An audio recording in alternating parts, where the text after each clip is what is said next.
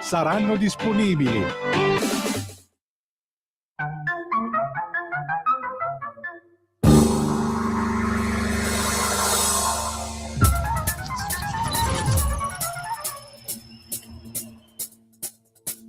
Va ora in onda Zoom, il drive time in mezzo ai fatti con Antonino Danna.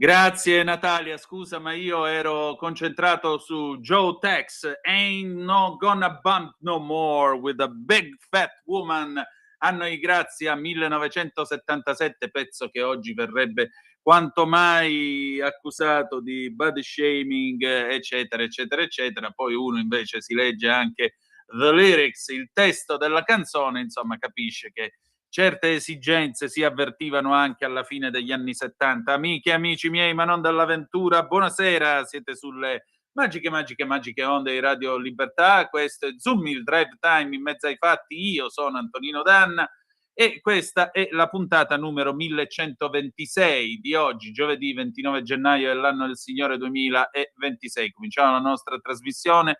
Vi ricordo, date il sangue, in ospedale serve sempre, salverete vite umane, chi salva una vita umana salva il mondo intero. Secondo appello, radiolibertà.net. Fesso chi non lo legge, perché vi perdete un bellissimo giornale online dove ci sono liberamente il direttore responsabile Giovanni Sallusti, gli auto da fe di Giulio Cainarca, la rassegna stampa di Semivarin, videopillole e molto altro ancora. 340 670 9659 per le vostre zappe o WhatsApp che dir vogliansi, telefono 0292947222 quando ve lo dirò io. Ma adesso c'è lui, implacabile come sempre, Pierluigi Magnaschi, diritto e rovescio.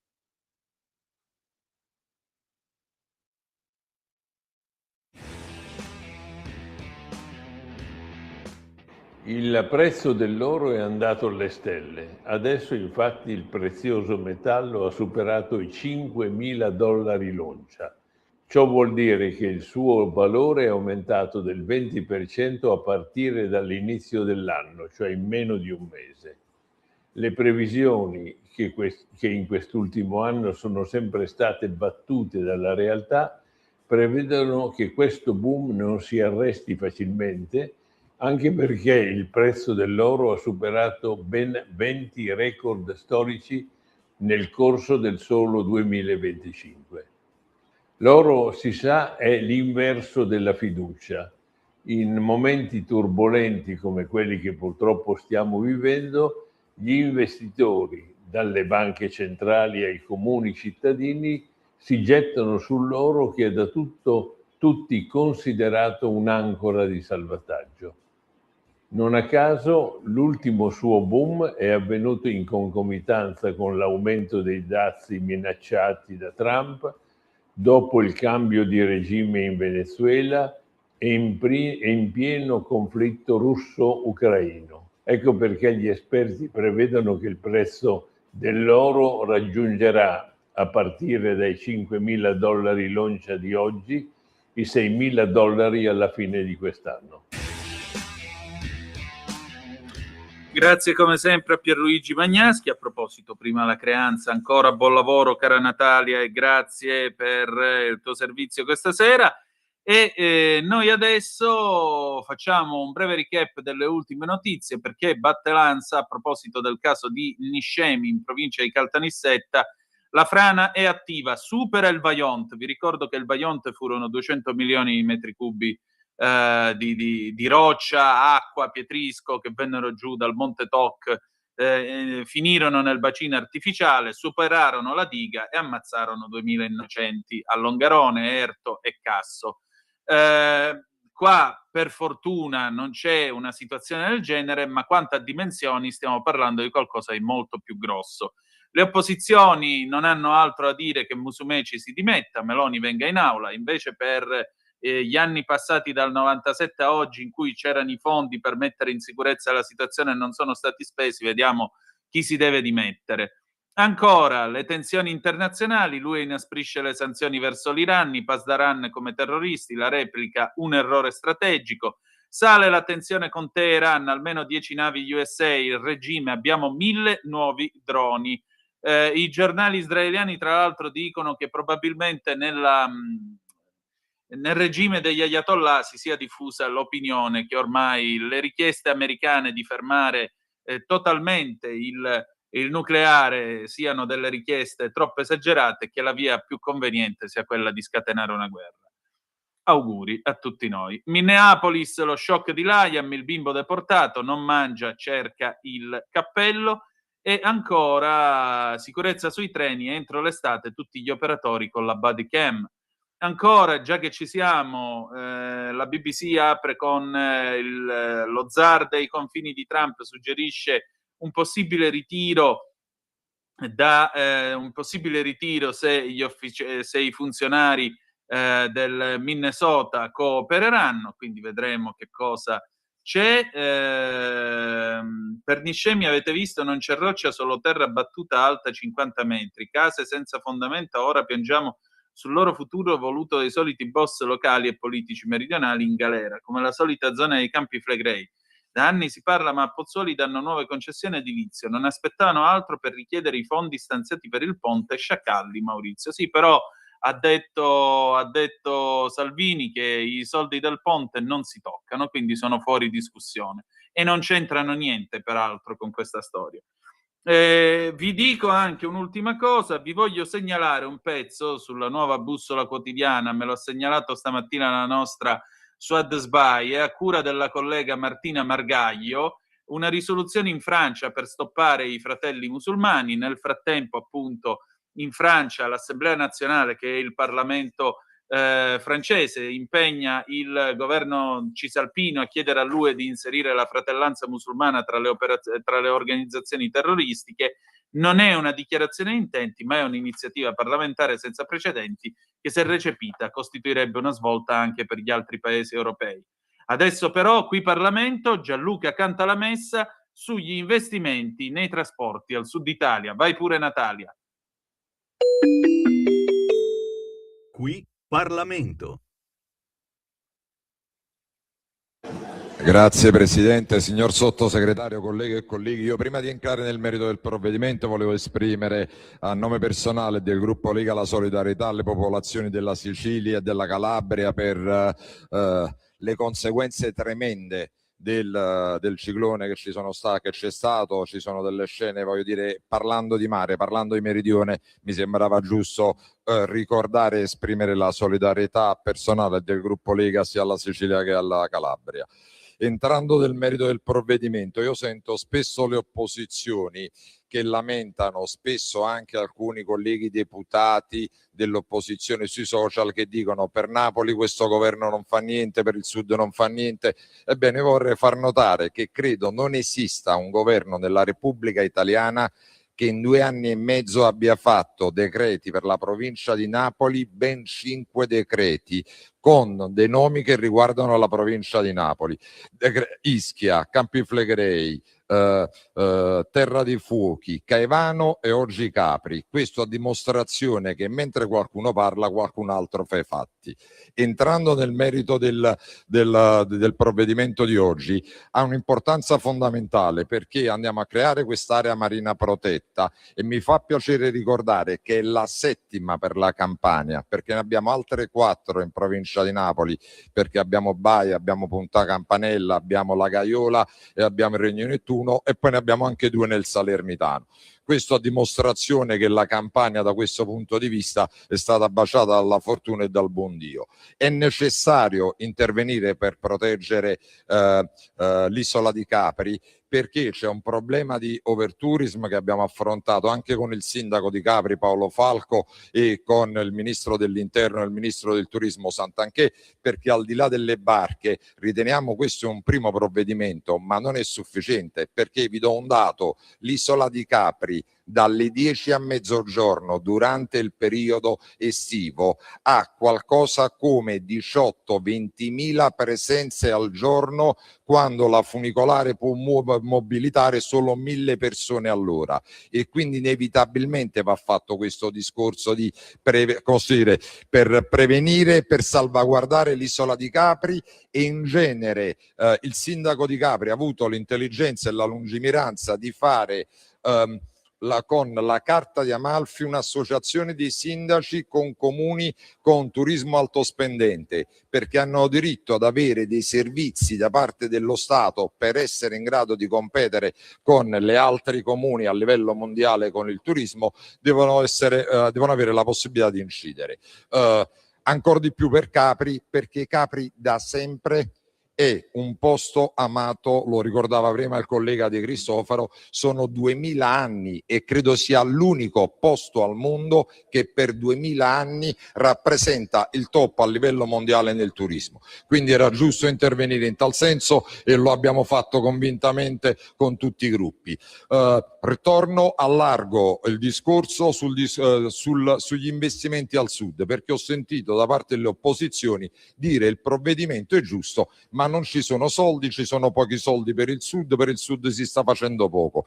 E allora mi piace ricordare che solo per la regione Campania il MIT, il ministro Salvini, ha stanziato oltre 26 miliardi di euro, per la regione Sicilia 20 miliardi di euro, per la Calabria 23 miliardi di euro, e sono numeri che le persone i colleghi dell'opposizione dovrebbero ricordare e dovrebbero avere l'onestà intellettuale di ricordarli anche quando fanno le dirette sui social.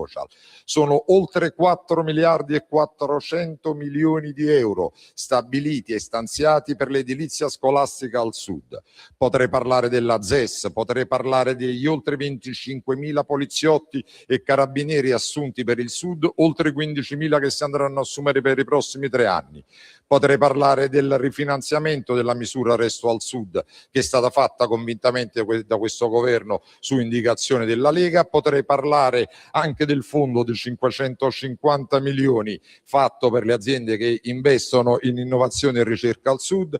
Potrei parlare dei 3 miliardi di contributi a fondo perduto dati alle imprese campane solo lo scorso anno. Questo a dimostrazione che noi ci siamo e lo supportano quanto dico i dati delle assunzioni al Sud. Al Sud siamo con la percentuale più alta di occupati in senso assoluto degli ultimi 30 anni, la più alta percentuale di occupati giovani e la più alta percentuale di occupazione femminile degli ultimi 30 anni. Da un lato abbiamo abbiamo chi propone mancette, elemosine e clientele e dall'altro chi promette e progetta e concretizza sviluppo, futuro, passione, determinazione e attaccamento al territorio. Per questo la Lega vota convintamente a favore di questo provvedimento. Grazie. Qui Parlamento.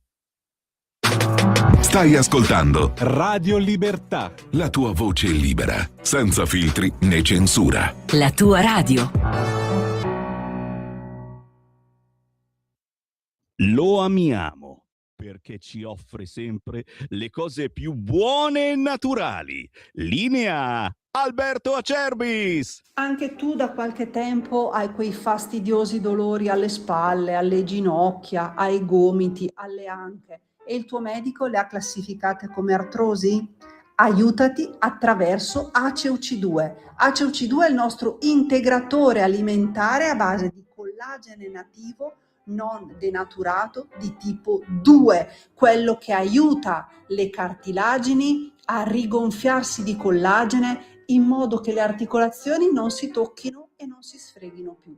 È un prodotto completamente naturale, stamattina in offerta speciale per voi. Chiamate subito 030 68 40 408. Vuoi provare il trattamento di 30 giorni? 35 euro. Vuoi provare il trattamento di 60 giorni? 60 euro. Vuoi provare il trattamento di 90 giorni? 79 euro. Ma se acquisti il trattamento di 4 mesi, 120 giorni di trattamento, un prezzo straordinario speciale per voi se chiamate subito lo 030 68 40 408, dite ho ascoltato Radio Libertà, avete prezzo straordinario, trasporto gratuito e anche uno splendido omaggio. Solo ed esclusivamente adesso se chiamate subito lo 030 68 40 408.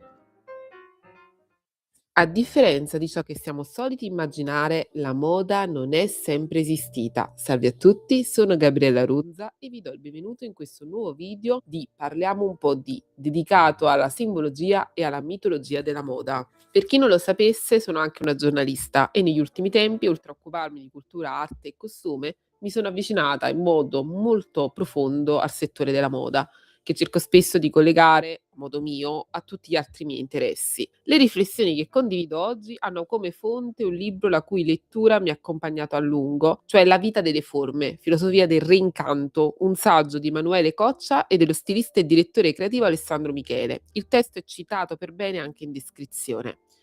Attraverso la filosofia che attraversa questo saggio vorrei provare a raccontare che cosa significa davvero la moda, al di là dell'idea comune che la riduce a tendenza o a consumo. Come dicevamo, la moda non è sempre esistita. L'umanità certo si è sempre vestita. Da tempi antichissimi manipoliamo la materia del mondo per costruire oggetti capaci di proteggere, coprire e modellare il corpo. Per secoli, però, l'abito ha risposto soprattutto a bisogni biologici e sociali. Serviva cioè a difendersi dal clima o più spesso a collocare l'individuo in un sistema di regole ben preciso. Classe sociale, genere, professione, appartenenza culturale. In molte società il modo di vestire indicava chiaramente il posto di ciascuno nel mondo. La moda nasce solo quando a queste funzioni si aggiunge qualcosa di nuovo, il desiderio di libertà. Non la semplice libertà di scegliere cosa indossare, ma la possibilità di fare dell'abito uno spazio di sperimentazione. I vestiti smettono di essere soltanto regole da rispettare e diventano strumenti per esplorare chi siamo e chi potremmo essere. È in questo momento che il costume diventa arte e che la moda prende forma come sistema culturale. Come ricorda La vita delle forme, in Occidente chiamiamo arte tutte quelle pratiche che trasformano la materia per aprire nuove possibilità di esperienza. Costruire un abito quindi non significa solo disegnare una forma, ma immaginare una vita possibile. Ogni vestito è una storia compressa, una biografia fatta di tessuti, colori e silhouette. In questo senso la moda è una vera e propria letteratura materiale, racconta esistenze e propone identità che possono essere indossate. A differenza delle arti tradizionali, che mostrano vite destinate a restare oggetto di contemplazione, la moda crea esistenze in cui chiunque può entrare. Le identità che propone non sono riservate a pochi, sono offerte a tutti coloro che sono disposti a incarnarle. Per questo uno degli strumenti fondamentali della moda è l'ambiguità. Quando una stessa forma ritorna in contesti diversi, il suo significato si moltiplica e si apre. La moda rende i sensi mobili, instabili e vivi. Questa instabilità lega la moda in modo profondo al tempo. Giorgio Agamben ricorda che essere contemporanei non significa coincidere perfettamente con il proprio presente, ma mantenere una distanza critica. La moda funziona allo stesso modo, divide il tempo tra ciò che è attuale e ciò che non lo è più. Essere alla moda o fuori moda non è solo una questione estetica, ma un modo di vivere il tempo attraverso lo scarto e l'inattualità. Per questo oggi è riduttivo pensare alla moda solo come uno strumento di distinzione sociale. Se per secoli l'abito ha segnato soprattutto la classe, la moda contemporanea ha spostato il suo centro di riflessione sul genere. A partire da Coco Chanel, l'abito ha iniziato a mettere in discussione le identità di genere, non più solo quella di classe, e qui l'ambiguità diventa ancora più delicata perché riguarda il modo in cui nominiamo e riconosciamo i corpi. Gli abiti infatti non si limitano a coprire il corpo, hanno la capacità di trasformare chi li indossa.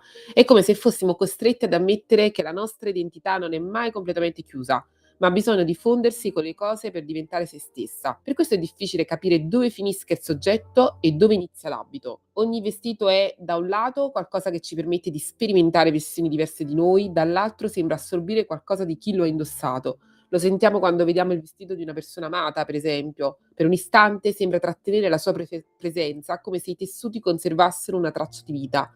In questo senso i vestiti danno una forma di durata a ciò che è fragile e momentaneo. Nel Novecento la moda è diventata anche uno strumento privilegiato di racconto di sé. Prima dei social media era attraverso gli abiti che si costruiva una narrazione pubblica dell'identità. Con i social questa funzione cambia.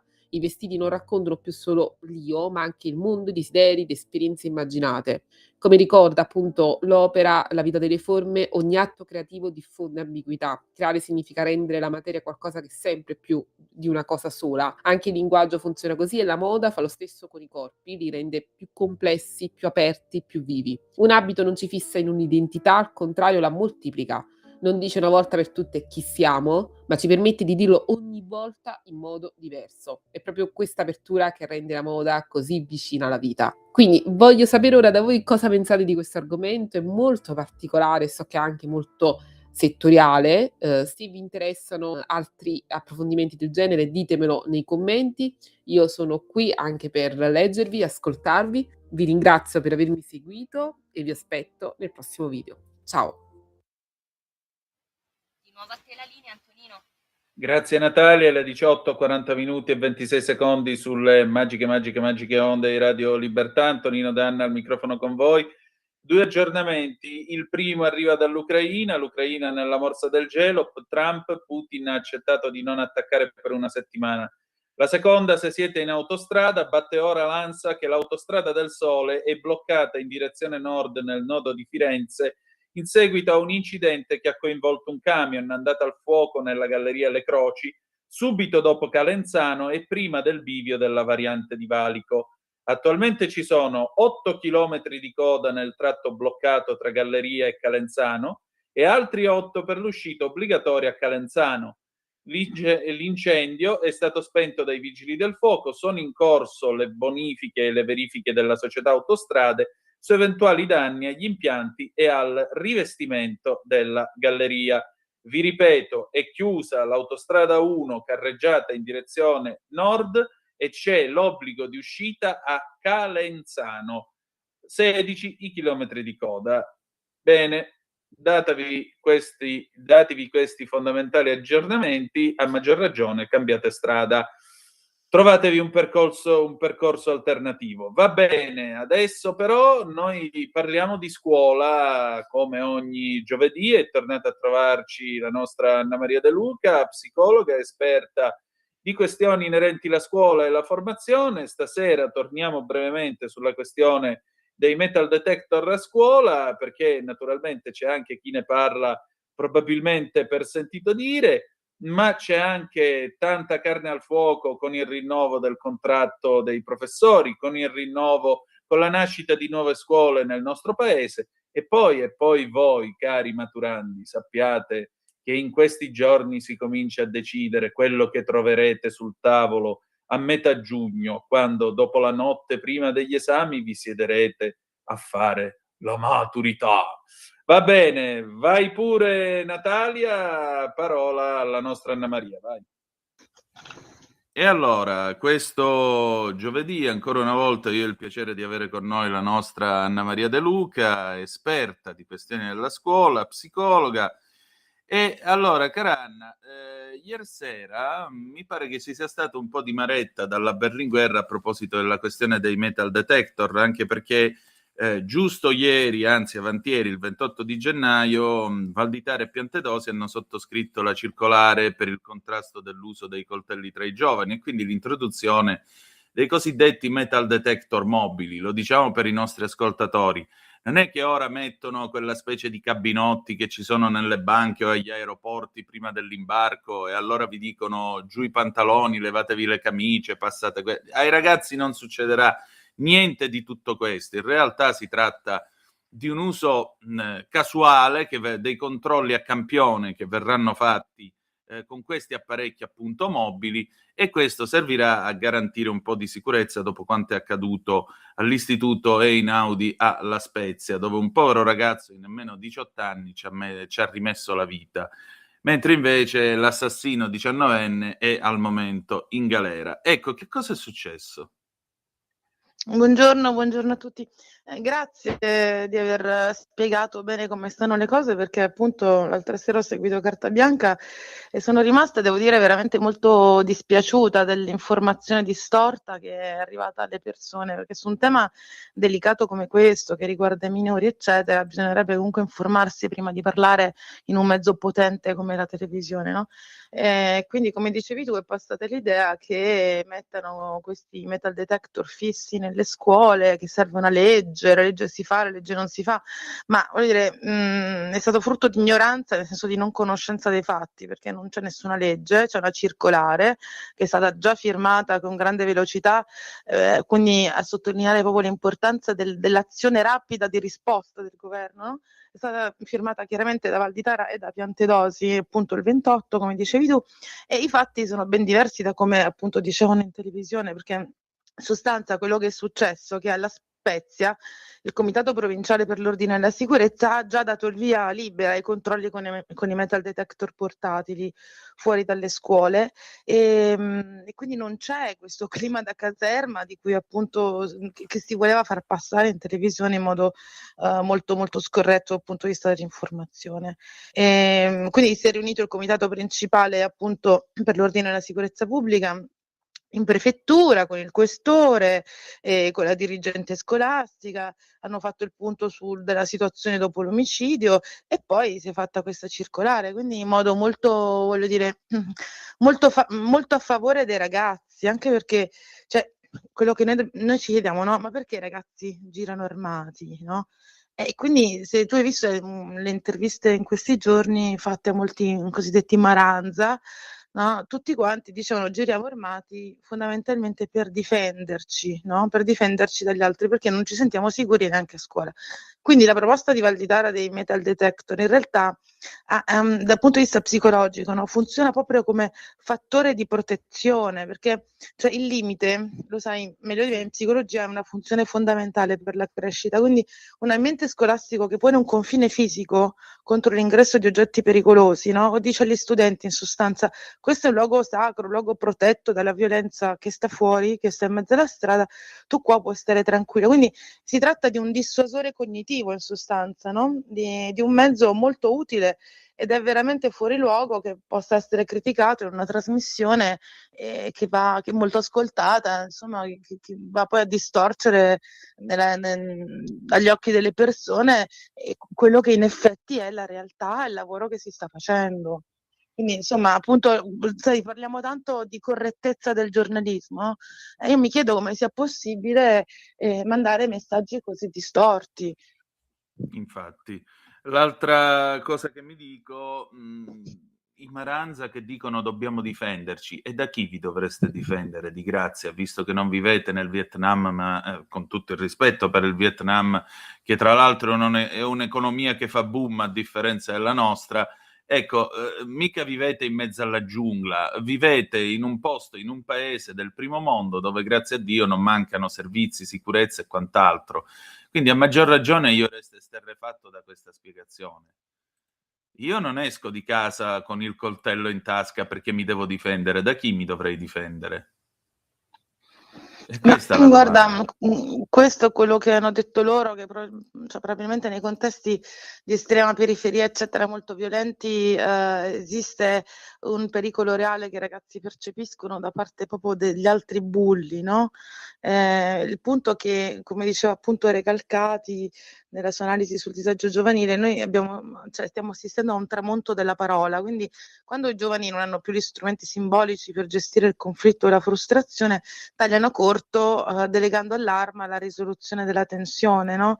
Quindi insomma è molto complessa la cosa, perché quella è un'età in cui il sé è fragile, in costruzione, e l'arma diventa un po' un'estensione del potere personale del ragazzo, no? Cioè per molti di loro avere un oggetto, un coltello, un'arma, insomma, è anche un po' un colmare un vuoto di autostima, avere una sensazione di potenza sociale, pensano di essere più forti, di avere un potere, però è chiaro che è una distorsione della società questo, no? Quindi sapere che esiste un controllo a scuola, in teoria dovrebbe ridurre l'impulsività. Certo. E prevedere l'escalation, che meno armi circolano, chiaramente minore la probabilità che una lite banale si trasformi in tragedia. Sai, nelle scuole i ragazzi litigano spesso, no? Per un conto è litigare con un coltello in tasca, un conto è litigare dove al massimo uno si tira un pugno. Infatti, Le conseguenze è proprio sono... questo il punto. È proprio questo il punto. Mi pare che ci sia stata una pesante involuzione, quantomeno da un punto di vista culturale. Quantomeno da un punto di vista culturale.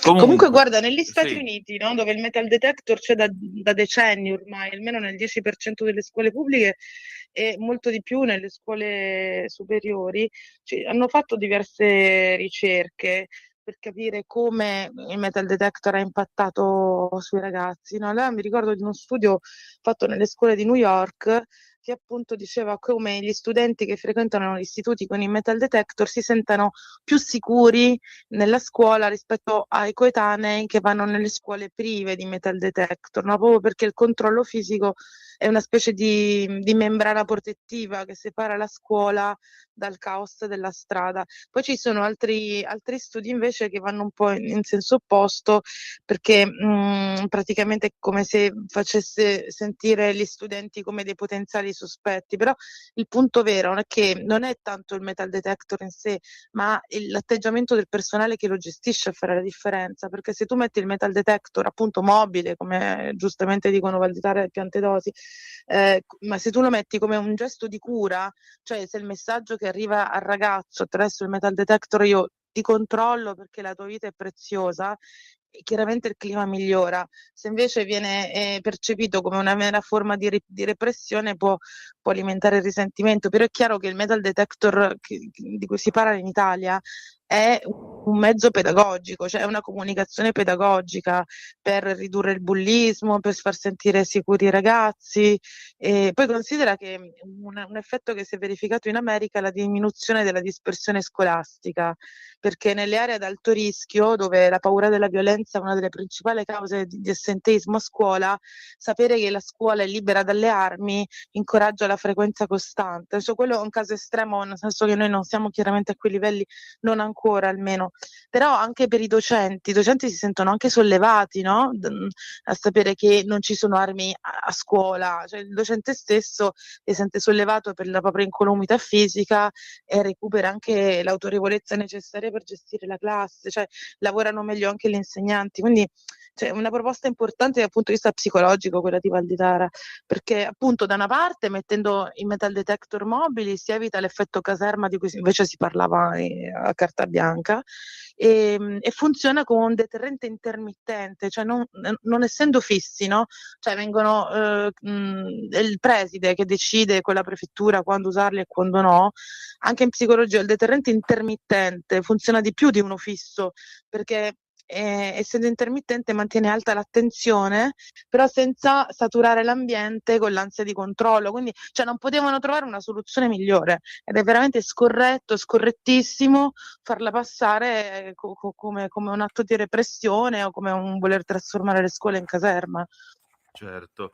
Anche perché Valditara, voglio dire, tutto è meno che un militarista deciso a far mettere la divisa agli studenti e far risaltare magari nel cerchio di fuoco nel sabato fascista. Lo diciamo per qualche anima bella, non siamo nel 1938.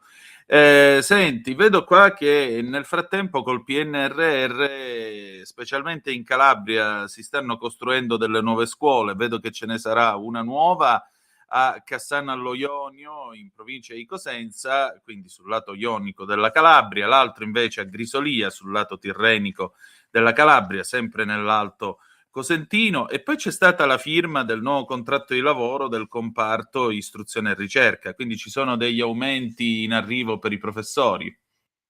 Sì, allora guarda, queste 2 scuole fanno parte delle 212 nuove scuole che saranno costruite appunto come una linea di investimento del PNRR. Sono i progetti architettonici che sono stati selezionati con un concorso di progettazione, sono appunto 212 e quindi questa è una grande notizia, no? Che tu lo sai, soprattutto al sud, e te abbiamo fatto le scuole giù, adesso non so la tua, ma la mia era in un appartamento, io avevo i rubinetti sopra il banco, le piastrelle, c'erano appartamenti Lo dove avevano scientifico buttato... a Vibo Valencia negli anni 90 era in un condominio, sì, è vero. Esatto, con i cornicioni che cadevano sopra i motorini, era una cosa, cioè praticamente avevano buttato giù le pareti e il bagno era rimasto nell'aula, quindi io mi trovavo il rubinetto accanto al mio lavandino con le piastrelle, cioè neanche a rimetterlo su con un po' di decenza, no? Quindi abituati a quelle scuole, sembra un miracolo che finalmente ci siano invece scuole belle, scuole nuove, eccetera. Gli aumenti sì, questa, guarda, Valditara ha fatto tantissimi rinnovi contrattuali, nessun ministro ne ha fatti così tanti quanto lui. Adesso in sostanza il nuovo contratto riconosce circa 150 euro per i docenti e 110 euro per gli ATA, più gli arretrati che appunto a gennaio dovrebbero arrivare tipo 1.900 euro per i docenti e 1.400 per gli ATA in questo mese in più. Diciamo che Sì. non si possono lamentare tutto sommato. E per quanto riguarda invece i finanziamenti, anche qui vedo che Valditara sta cominciando a spendere soldi. Allora, il ministro sta puntando molto sull'ITS. L'ITS sono gli istituti tecnologici superiori, sono scuole ad alta specializzazione tecnologica post diploma. Noi ne abbiamo parlato tante volte. Sono, diciamo, la forma più rivoluzionaria di istruzione per entrare nel mondo del lavoro degli ultimi anni. Quindi ci sono stage obbligatori per almeno il 30% delle ore, il 50-60% dei docenti arriva dal mondo del lavoro, quindi non sono insegnanti, diciamo, teorici, ma sono persone che lavorano già nelle aziende. E soprattutto i risultati sono fantastici perché oltre l'80% dei diplomati trova lavoro entro un anno dal diploma. No? Allora, sì, allora quello che sta succedendo è che si sta puntando sempre di più, quindi hanno messo adesso altri 136 milioni di euro appunto per rafforzare quella che si definisce la filiera tecnologica professionale.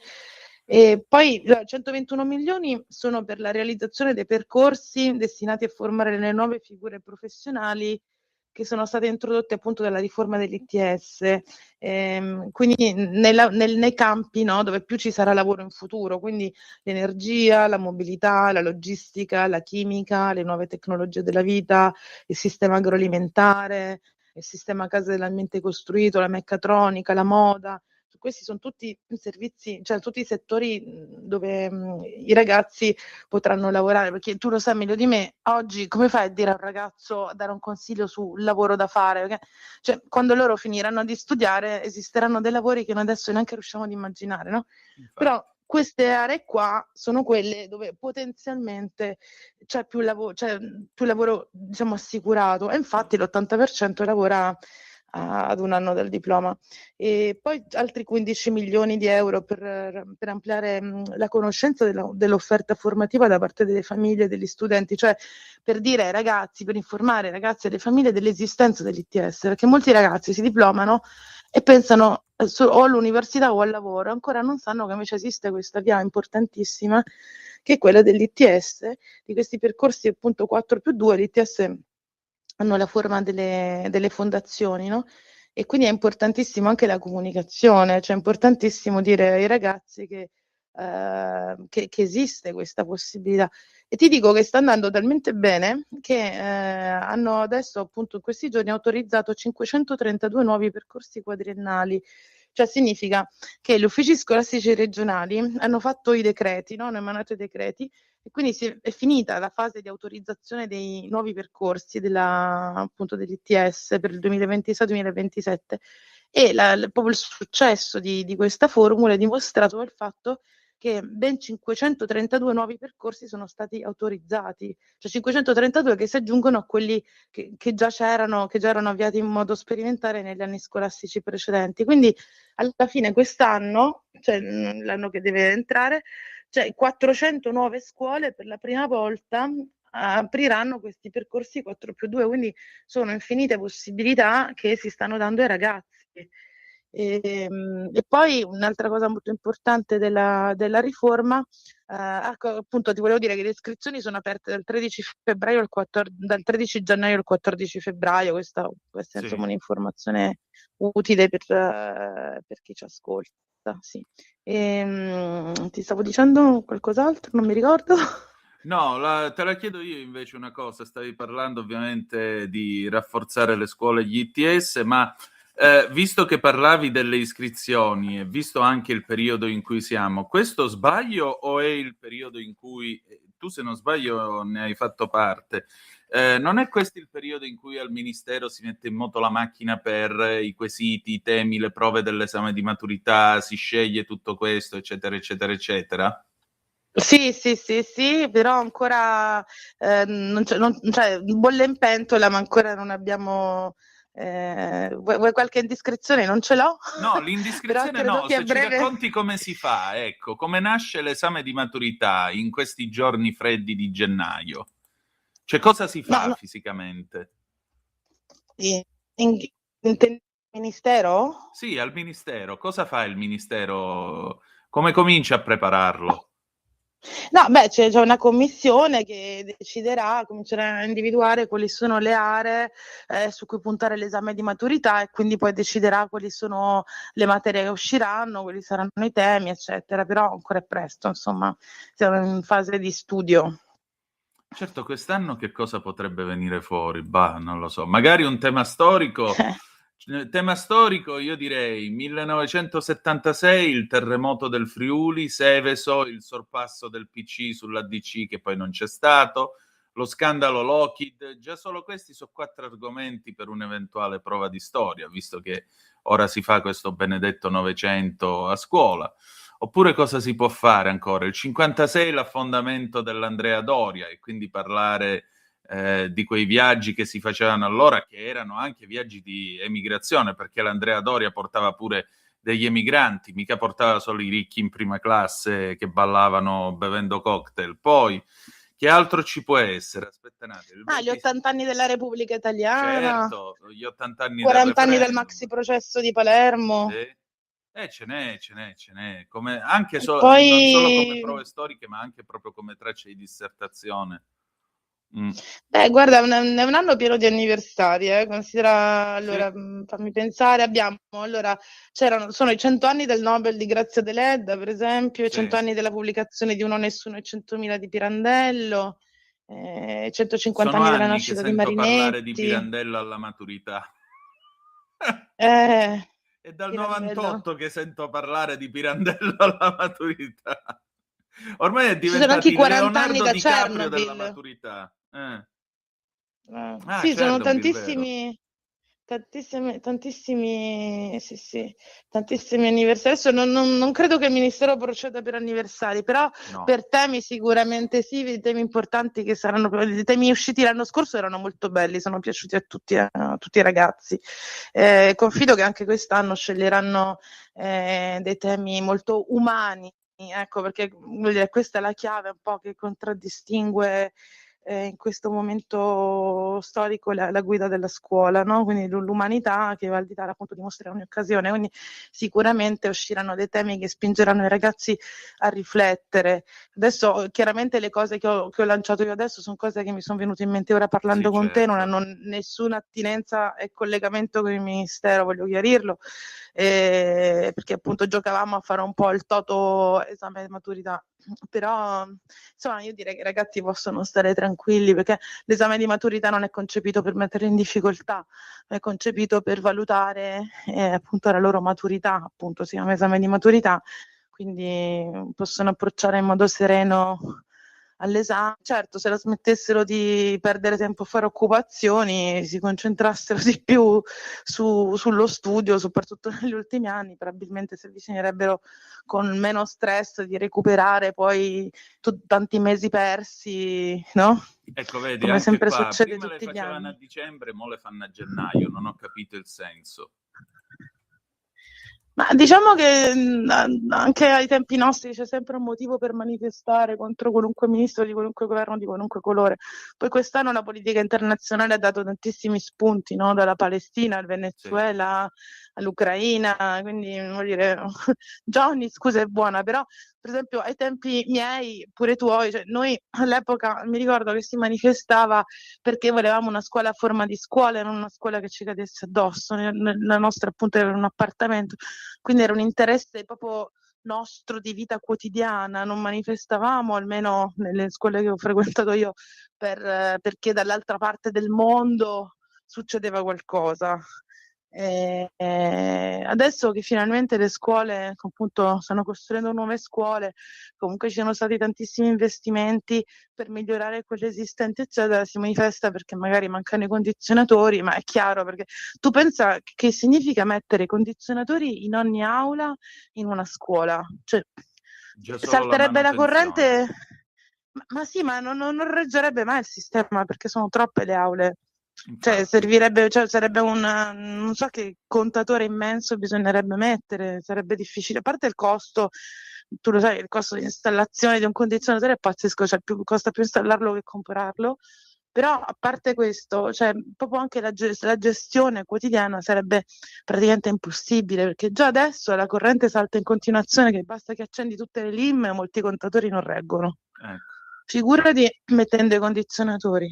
No, ma poi Quello pensa che solo potrebbe... cambiargli i filtri, quelli antipolline, perché sennò ti viene la legionella. Prova in un'aula con 27 ragazzi dove c'è il filtro sporco da anni che non viene cambiato, l'accendiamo e poi vediamo che succede. Sì, quello che potrebbero fare i comuni e le province, perché lo ricordiamo, la manutenzione spetta ai comuni e alle province, non al ministero. Ogni volta danno sempre la colpa al ministero perché fa freddo, perché fa caldo, ma la proprietà dell'edificio scolastico è per le scuole di primo grado dei comuni, per le scuole di secondo grado delle città metropolitane, quindi delle province. Quindi, cioè, voglio dire, sono loro che dovrebbero attivarsi quantomeno per migliorare gli impianti di riscaldamento. Perché Questo è alcune poco ma scuole sicuro. obiettivamente sono fredde perché hanno impianti vecchissimi, eccetera, ma non è il ministero, è la provincia Infatti, o la città metropolitana.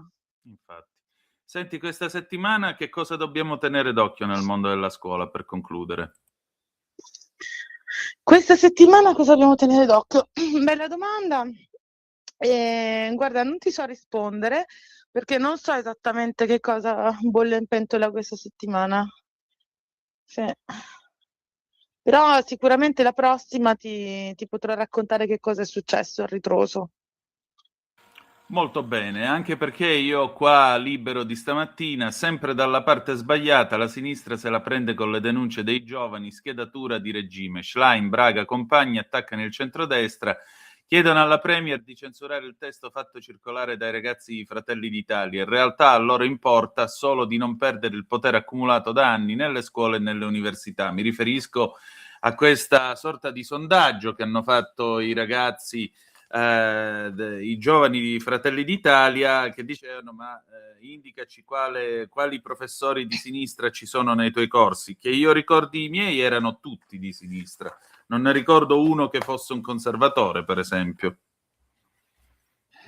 Ma guarda, la sinistra, cioè i docenti sono sempre stati bacino elettorale della sinistra, no? Quindi cioè, questo sicuramente è un dato di fatto, voglio dire. Poi comunque riferito alla settimana del Ministero che mi chiedevi prima, dicevo, non so che cosa succederà, a parte ovviamente la questione delle materie della maturità 2026, perché entro il 31 gennaio saranno pubblicate le materie, no? Quindi più o meno, insomma, saranno alla fine del lavoro, perché considera che negli ultimi 2 anni l'annuncio è arrivato il 29 gennaio, l'annuncio delle materie, quindi insomma adesso allora... non so esattamente in quale giorno succederà, però so che stanno studiando e sono quasi arrivati alla conclusione.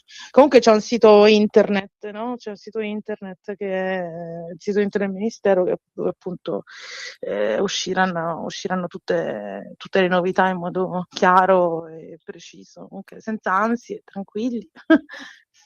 E preparatevi e studiate. Molto bene, grazie e appuntamento tra una settimana allora. Va bene, grazie a te e un saluto a tutti. Sempre più liberi con La Tua Radio è il nuovo sito che mette in prima pagina opinioni, firme, notizie, uno sguardo nuovo e originale sui fatti che ci circondano. Il nuovo quotidiano online. Semplicemente radiolibertà.net.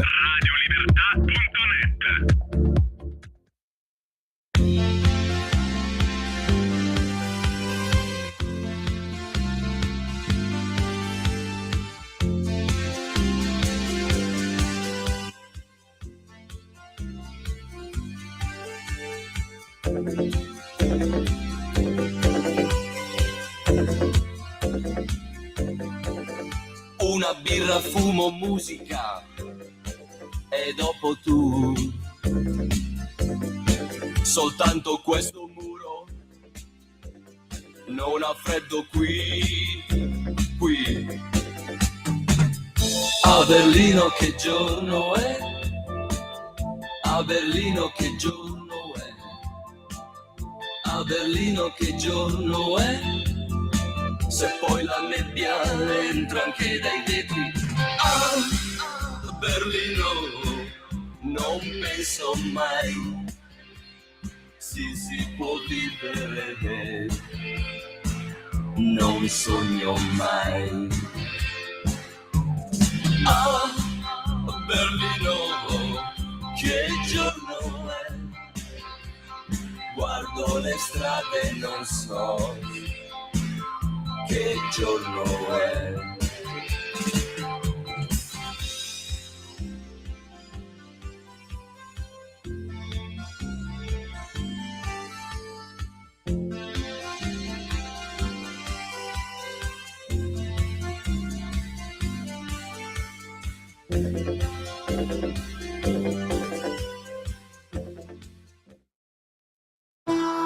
Va ora in onda In attesa di giustizia, casi irrisolti a cura dell'avvocato Claudio De Filippi.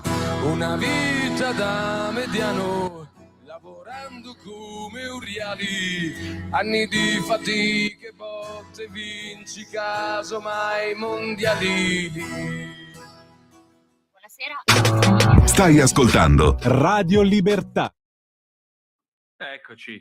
Allora, grazie Natalia, alle 19:11 minuti e 3 secondi qui sulle magiche onde di Radio Libertà. Io comincio questa puntata di In attesa di giustizia, i casi dell'avvocato De Filippi, e mi pare di aver fatto una sorta di cerchio completo. Perché? Perché il nostro ospite di questa sera, che tra poco potrete vedere anche sul canale video della nostra radio, è già stato nostro ospite e ha inaugurato proprio lo spazio In attesa di giustizia il 14 novembre del 2023. Poi è tornato il 20 maggio del 24, poi dovevamo incontrarci l'8 ottobre del 24, ma non ci eravamo capiti e quindi marcammo visita, e torna oggi.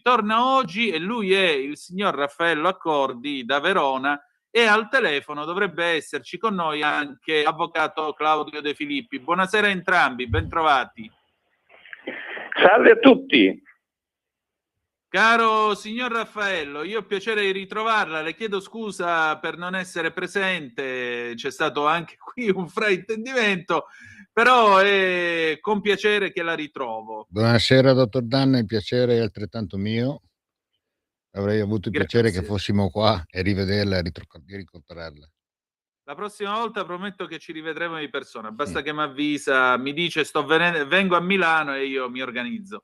Allora, riassumo in breve la vicenda del signor Raffaello. Il signor Raffaello alla fine degli anni '80 è finito in un caso kafkiano perché ha portato un amico, un conoscente che era rimasto ferito da coltello all'ospedale Carlo Poma di Mantova. Questo signore poi, mi corregga se sbaglio, è morto in ospedale e lui è stato indagato come potenziale omicida di questo signore. Lui ha anche ricevuto la sua pena, l'ha scontata, però ha sempre detto no, io non ho ammazzato questo mio amico, non ho commesso questo delitto, e soprattutto qualche giorno fa il signor Raffaello mi ha contattato per un motivo molto semplice, cioè c'è stata una puntata di Quarta Repubblica nel corso della quale l'onorevole Simonetta Matone, che vi ricordo essere onorevole della Lega, ha detto una cosa fondamentale. Guardate che Garlasco ci ha insegnato una cosa, e cioè che il PM non deve cercare solo gli elementi che provano l'accusa nei confronti dell'imputato, ma anche gli elementi che non deve tacere gli elementi che possono essere a sua difesa. Avvocato De Filippi, allora, e adesso quindi che succede? Signor Raffaello, a che punto Ecco, prego, avvocato. Intanto sì, è meglio che non vieni a Milano, perché adesso ci sono le Olimpiadi Milano-Cortina, non si riesce neanche a girare, però più avanti forse è meglio. Comunque, caro Accordi, ciao, volevo dirti questo, che io ho visto, ti ho seguito su internet, che hai avuto sfogo ai tuoi le tue legittime lamentele. Allora, le lamentele di Raffaello sono praticamente che lui non riesce a arrivare alle prove della sua innocenza. Questo ricorda anche altri personaggi che stanno vicendandosi anche in TV adesso, per esempio il Bossetti, se non sbaglio, che dice che non riesce ad avere le prove del suo DNA, cioè deve controllare e ne ha diritto. Allora io dico questo, cosa è vero che tu ti ritieni diciamo danneggiato da questa impossibilità di accesso alla prova? Sì, l'impossibilità di accesso alla prova ce l'abbiamo adesso con le richieste di revisione, perché con una revisione e un nuovo processo andremo a sviluppare e a scoperchiare tutto quello che è stato occultato, rifiutato di indagare, e il resto. La causa più eclatante, che comincia subito la sera del 21, sono stati commessi vari disguidi, ci sono stati vari disguidi, ma per opportunità. Praticamente oggi, dopo 36 anni, la verità è questa. La sera del 21 agosto, questa è la sentenza di appello dove vengo condannato. La sera del 21 agosto verso le 23, come risulta da cartella clinica in atti, la vittima fu accolta al pronto soccorso. Veniva notato nelle vicinanze dell'ingresso dell'ospedale civile di Mantova, perdeva sangue una gamba sinistra e chiedeva aiuto affermando di essere stato accoltellato, quindi in coscienza e in grado di parlare, eccetera. Dopo il sopraggiungere dei primi istanti si accasciava al suolo e perdeva i sensi. Allo sconosciuto, raccolto e trasportato a pronto soccorso, veniva riscontrata la presenza di alcune ferite alla coscia, di cui una assai profonda, alla quale era addebitabile l'imponente emorragia, una sola ferita, che aveva reso critiche le condizioni generali dell'uomo. E qui si dichiara, l'appellante pubblico ministero, dichiara che l'uomo, sottoposto ad intervento chirurgico,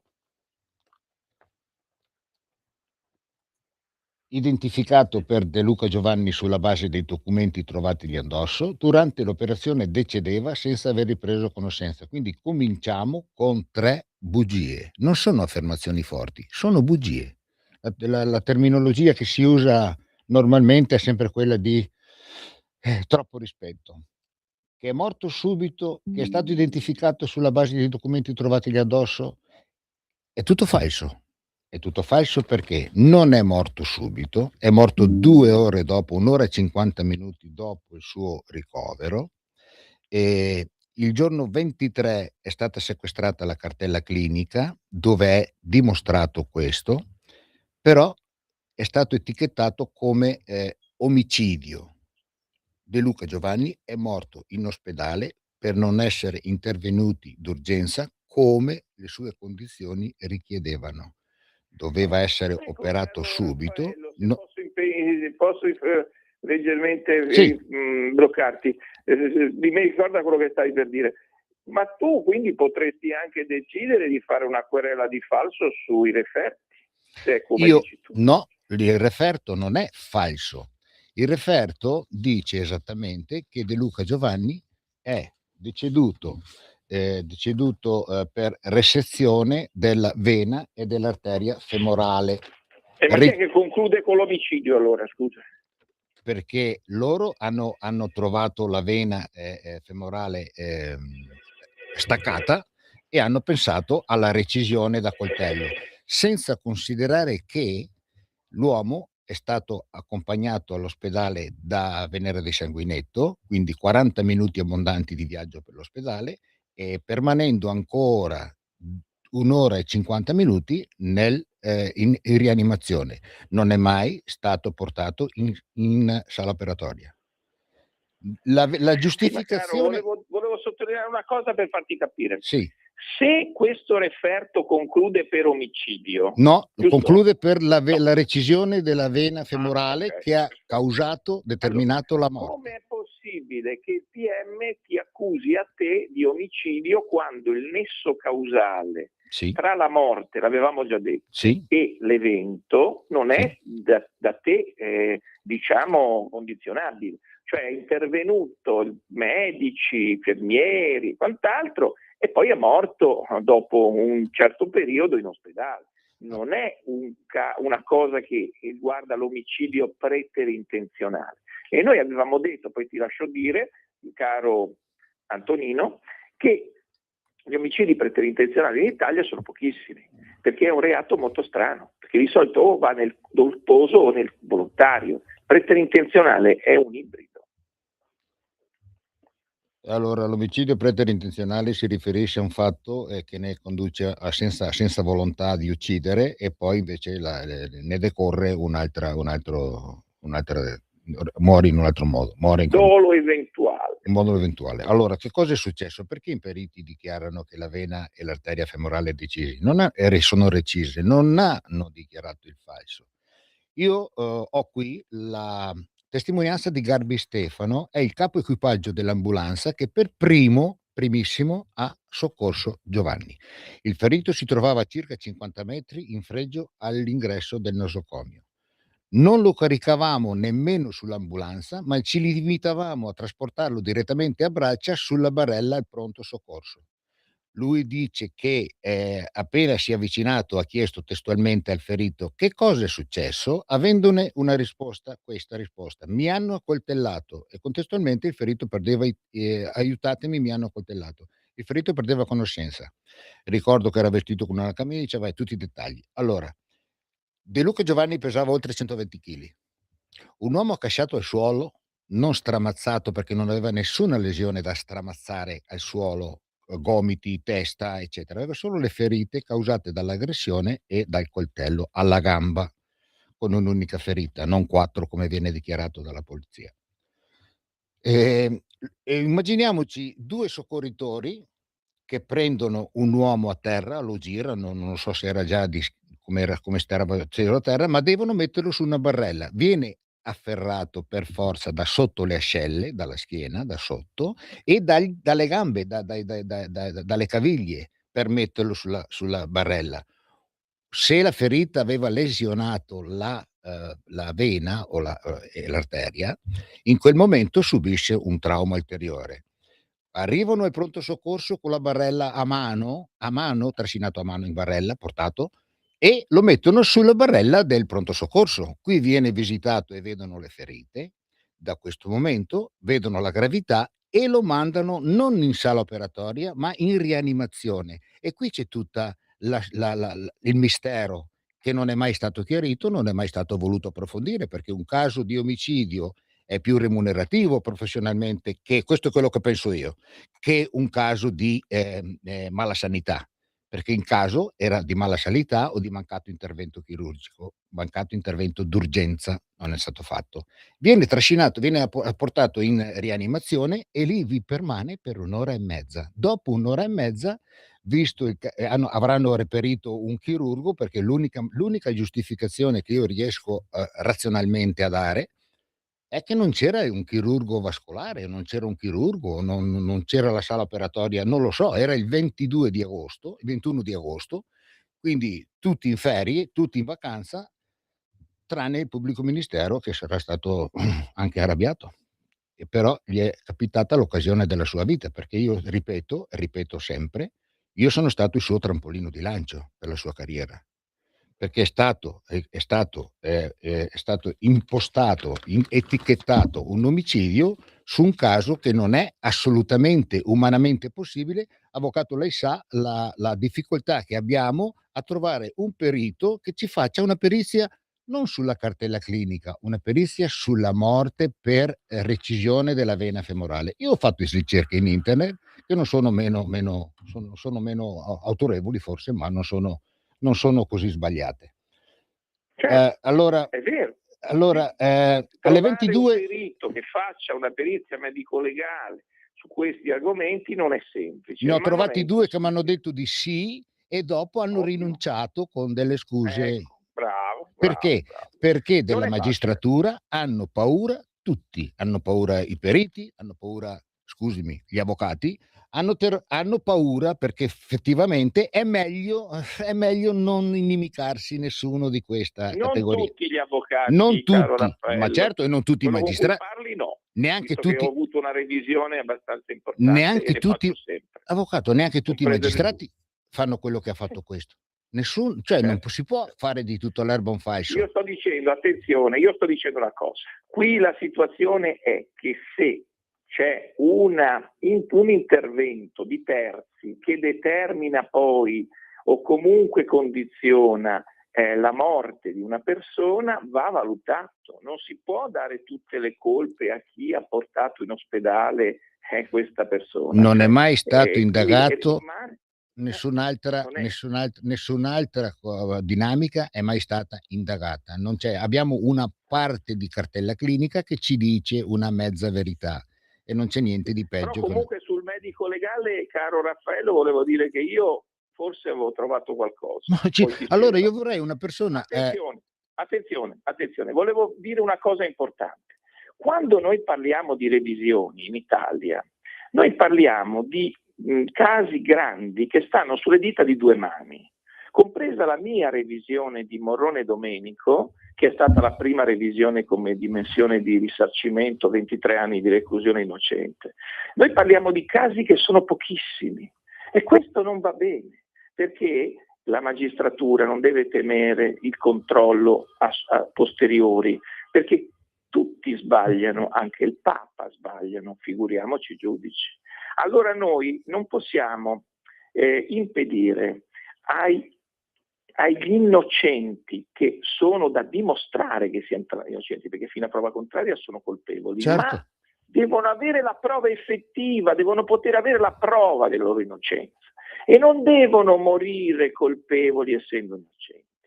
Allora serve, e ti lascio dire, ti faccio una domanda, adesso ti voglio fare una domanda. Tante domande. Serve una revisione della revisione. Che cosa vuol dire? Vuol dire che io lo so, Antonino, ne parlo sempre, che non basta dire con la riforma che se passerà al sì ce l'auguriamo, i magistrati devono rispondere degli errori giudiziari. Questo è un'arma a doppio taglio, perché se è vero che tutti devono rispondere dei loro errori, compreso i magistrati, È anche vero che se si fa una riforma dicendo i giudici devono rispondere, i magistrati, compresi i PM, devono rispondere degli errori giudiziari, questo costituisce la possibilità di bloccare le revisioni, cosa che non si vuole fare. Quindi che cosa serve? Serve anche una revisione della revisione, per cui bisogna cambiare il 630 codice di procedura penale e fare in modo che le revisioni possano essere chieste con una regola speciale, che quando viene ammessa la revisione le prove devono essere fatte. Non si può revocare l'ammissibilità delle prove in un battito di ciglia per le revisioni, altrimenti in ogni momento un giudice, come è successo recentemente a un mio cliente dopo 16 anni, dopo che la revisione era stata aperta, e posso fare anche nomi e cognomi perché è andata sui giornali, ha avuto il rigetto dopo 16 anni di revisione. È inaccettabile. Le prove devono essere ammesse, il diritto alla prova è sacrosanto. Per tornare ad Raffaello, volevo farti questa domanda, scusa se sono stato un po' prolisso. Allora, praticamente ti volevo dire, tu a Venezia avevi ottenuto l'apertura della revisione? Perché ne abbiamo fatte 2, se non sbaglio. Sì, per ben 2 volte ci hanno aperto la revisione. La Procura Generale di Venezia ha dichiarato l'udienza ammissibile e fondata. L'ultima è stata nel 2023. Il procuratore generale, dottor Mazzei, dichiara che in riferimento alla richiesta di revisione nell'interesse di Accordi Raffaello, l'istanza è ammissibile e fondata, in quanto se è vero che per costante insegnamento nel giudizio di revisione non può mai costituire prova nuova la testimonianza, abbiamo 2 testimoni, avvocato, 2 testimoni oculari che dichiarano chi è stato ad aggredire Giovanni. Il perché non lo sapevano, oggi si sa, lo so, c'è scritto sulle carte nelle revisioni. Nel caso in esame ricorrono le condizioni di cui l'articolo 630 lettera C, CPP, quale sopravvenienza di prove nuove la cui evidenza sola o congiunta a quelle già valutate impone la pronuncia di proscioglimento. Nel caso in esame le dichiarazioni rese in data 14 maggio 2005, quindi sono già 20 anni che abbiamo queste cose in mano, che l'istante pone alla base della richiesta di revisione in relazione all'ipotesi di cui l'articolo 630 eccetera, sono estremamente precise, dettagliate e consentono una lettura completamente diversa dei fatti, evidenziando l'esclusiva responsabilità di Galasso Antonio in ordine al decesso di De Luca Giovanni. All'aggressione, il decesso non è mai stato chiarito e nello specifico comunque dichiara l'estraneità anche quale mero concorrente morale di Accordi Raffaello, dunque un contributo dichiarativo che, descrivendo una successione di imputazione radicalmente diversa rispetto a quella cristallizzata nella sentenza di condanna, delle condotte causalmente rilevanti, non si limita a una diversa valutazione di prove già apprezzate nella sentenza di condanna, ma evidenzia nella repentinità ed imprevedibilità del gesto di Galasso l'assenza di elementi rappresentativi di concorso nel progetto criminoso a carico di Accordi, al quale, pur recependo quale assunto consolidato e riscontrato che sapesse della volontà di Galasso di incontrare De Luca, non è ascrivibile a lui alcuna prova certa di pregressa conoscenza e condivisione del proposito criminoso. Questo è già il secondo che la Corte rifiuta con una serie di giravolte. Posso interromperti? Sì. Di fronte a questa requisitoria del procuratore generale, sì. Tu sei andato a conoscerlo questo procuratore? Se sono andato a conoscerlo? Chiedo. Ma come si fa? Come si fa a conoscere un procuratore? procuratore? Tu lo trovi se non l'hanno promosso, perché questo ha detto le cose come stanno e ci ha dato una requisitoria assolutamente favorevole. Però cosa è successo? Lo dico io. Che l'udienza successiva, invece di vedere il procuratore, non mi ricordo il nome, è venuto un altro. Costruito fedelmente, è venuto un altro e ha detto ci siamo sbagliati, arrivederci, si chiude. Come nei precedenti. Allora, poi i giudici ovviamente fanno quello che vogliono, la Corte d'Appello ha deciso di chiudere l'istruttoria. Ma questo documento che Raffaello ha letto è molto importante, perché è come se dicesse caro Accordi, ci siamo sbagliati, ma questo errore poi non è stato riconosciuto dalla Corte d'Appello. Addirittura, se non sbaglio, la Corte d'Appello poi dopo ti ha anche segnalato la Procura, o sbaglio? Sì, ho avuto una denuncia per aver offeso l'onore dei giudici, invece il mio onore, la mia onorabilità calpestata Io dico una cosa, io non c'ero, tu probabilmente preso da scoramento No.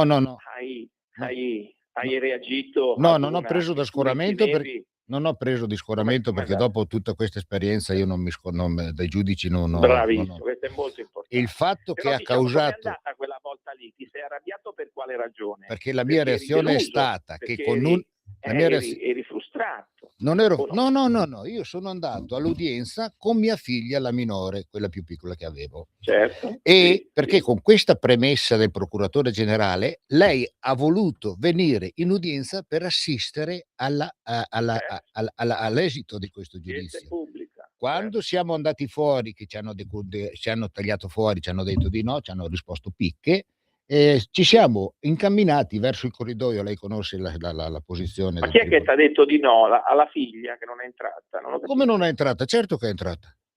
E chi è che ha detto di no? Ha detto di no, ha detto che non accettano Il tribunale la ha revisione, rifiutato. ha rifiutato le prove. Okay. Il rifiuto del tribunale all'accettazione di questa cosa, cioè c'è tutto da rifare, ci hanno mandato via praticamente, l'ha mandata in crisi, ha avuto una crisi respiratoria, è svenuta, ha cominciato a piangere disperatamente, l'ho tirata in piedi, è partita di passo lungo, è andata gridando e piangendo disperata: non è giusto, non potete fare questo, non è giusto, non è giusto.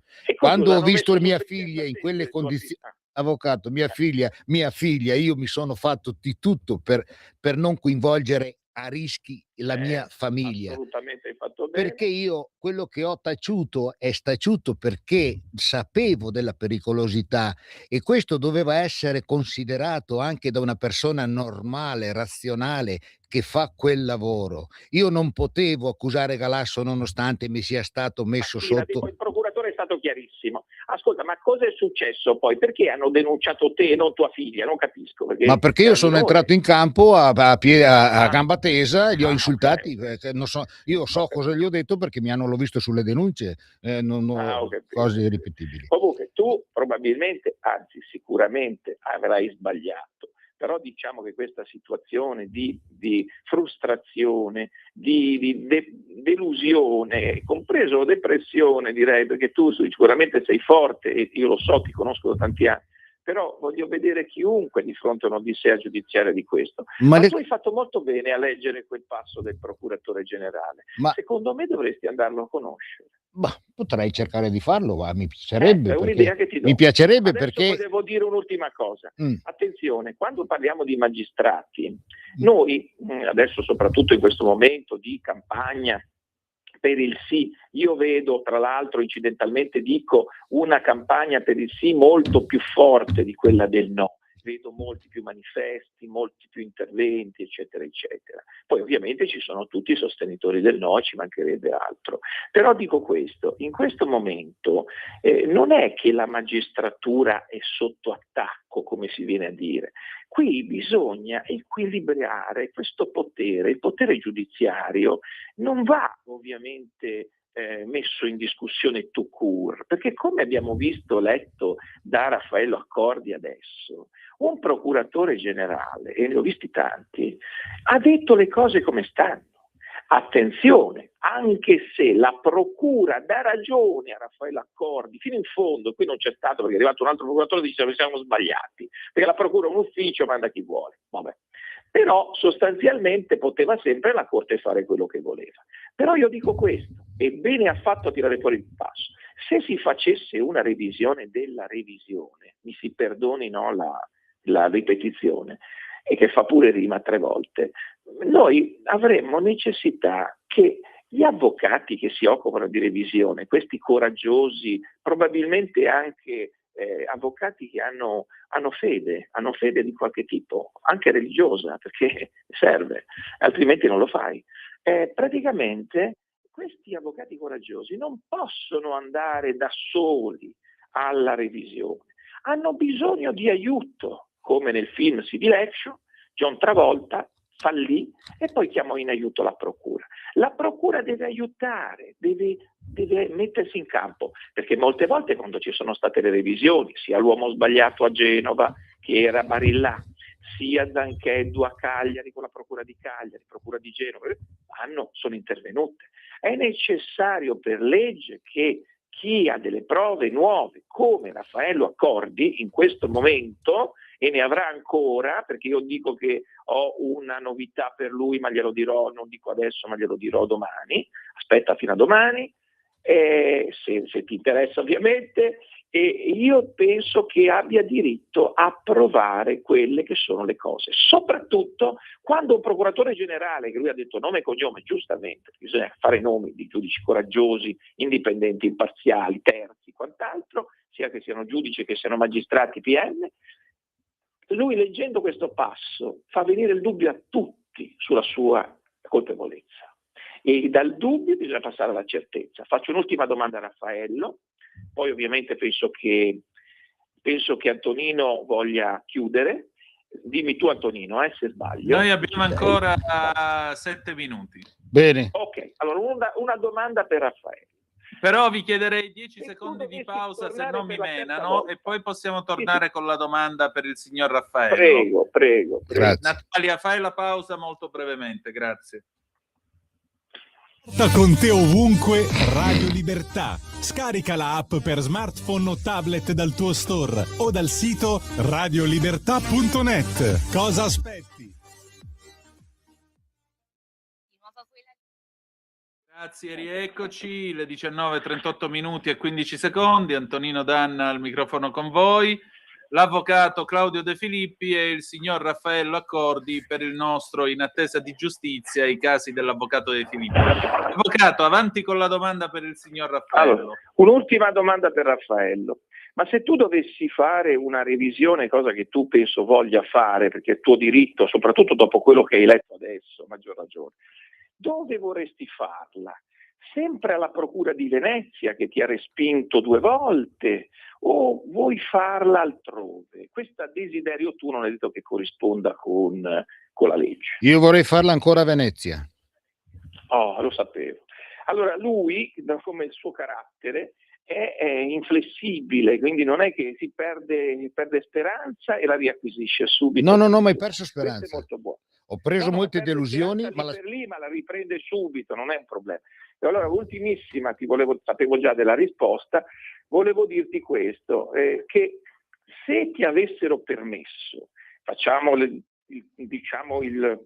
tribunale in radio, no in TV, se ti avessero permesso di riaprire il processo a Venezia, tu ritieni che i giudici si sarebbero convinti della bontà del tuo diritto, cioè che dal dubbio alla certezza, ne sono certo. Fossero sentiti i testimoni? Ne sono certo, ma senza sentire i testimoni, anche senza sentire i testimoni. I testimoni sono un è la ciliegina sulla torta che dimostrano per... Sì, ma se fossero stati sentiti i testimoni, il procuratore generale ha già capito tutto, ha già detto tutto, ha già scritto tutto e tu l'hai letto. Ma se i giudici avessero sentito, perché poi la sentenza la mettono i giudici, non la mette il procuratore. Certo. No? Allora, se i giudici avessero ascoltato i testimoni, tu cosa pensi che sarebbe successo? Non lo so, cosa cambia dai testimoni, dalle dichiarazioni scritte dai carabinieri, dalle indagini difensive a sentirli dalla viva voce. Intanto non potevano, perché i testimoni sono morti tutti. Siamo rimasti io e il PM. Di questa vicenda siamo rimasti io e il PM, e in udienza, se andassi alla revisione, andrei esattamente con queste carte, non con i testimoni, non con le cose nuove, ma con i fascicoli, con le indagini di polizia giudiziaria, perché chiaramente le indagini sono a favore, chiaramente descrivono i fatti come sono avvenuti, e continuo a ripeterlo, ma è per quello forse che non mi fanno andare in aula, perché omicidio Marco Vanini, un giallo lungo 6 anni, lo sparo, il mancato soccorso, eccetera, sono stati condannati tutti nella famiglia perché hanno ritardato un'ora a chiamare l'ambulanza. Io l'ho portato direttamente in ospedale e c'è rimasto un'altra ora e mezza senza che nessuno intervenisse.